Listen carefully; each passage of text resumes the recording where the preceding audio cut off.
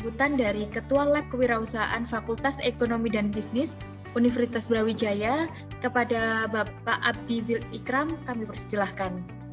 Baik, terima kasih Mbak Irma atas kesempatan yang telah diberikan.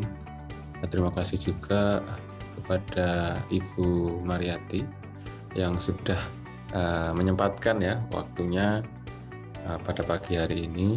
Terima kasih juga kepada seluruh panitia yang sudah bekerja keras untuk merunning ya acara pada pagi hari ini. Terima kasih Pak Abdi untuk sambutan yang disampaikan. Selanjutnya masuk pada acara inti, yakni pemaparan materi tentang manajemen inovasi yang akan disampaikan oleh Ibu Mariati tentang how to create innovation for startup business. Kepada Ibu Mariati, saya persilahkan. Ya, selamat pagi semuanya. Assalamualaikum warahmatullahi wabarakatuh. Waalaikumsalam warahmatullahi mungkin sebelum kita ngobrol lebih banyak tentang inovasi, kita kenalan dulu ya tentang startupkampus.id. Lalu kemudian baru kita akan berbicara tentang inovasi. Apa sih sebenarnya inovasi itu gitu. Nah, kita kenalan dulu dengan Startup Campus ya, biar teman-teman nggak bingung sebenarnya ya, Startup Campus itu apa sih. Jadi kita program pelatihan dan kita mengembangkan kompetensi-kompetensi digital. Masuk ke topik inovasi nih teman-teman. Ini menarik banget ya. Jadi yang namanya inovasi itu dia harus impactful dan commercially viable. Jadi kita punya beberapa keyakinan ya istilahnya, keyakinan terhadap inovasi.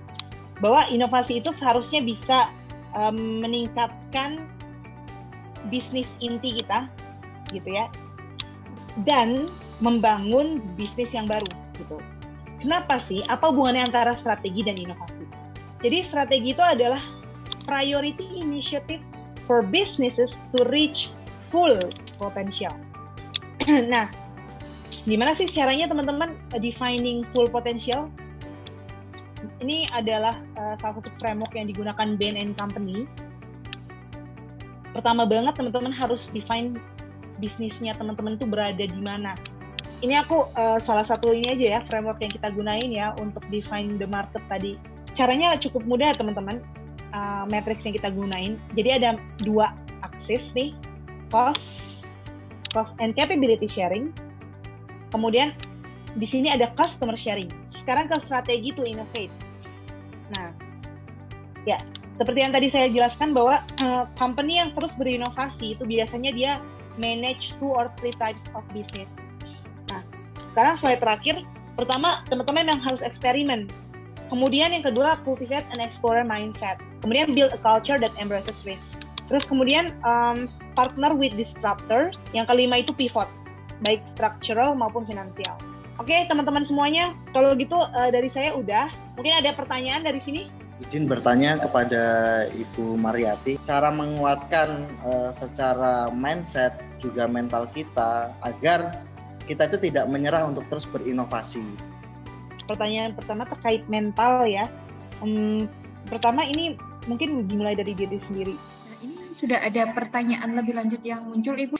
Ini bertanya tentang Bu Mariati, izin meyakinkan pemahaman saya. Nah, kalau untuk startup yang tidak dapat investor banyak atau permodalan terbatas, apakah benar yang bagus itu membuat produk atau layanan yang di kuadran pojok kanan bawah dalam kurung produk substitusi begitu, Bu? Yang paling bagus kanan atas justru ya, yang overlapping antara cost dan kapabilitas.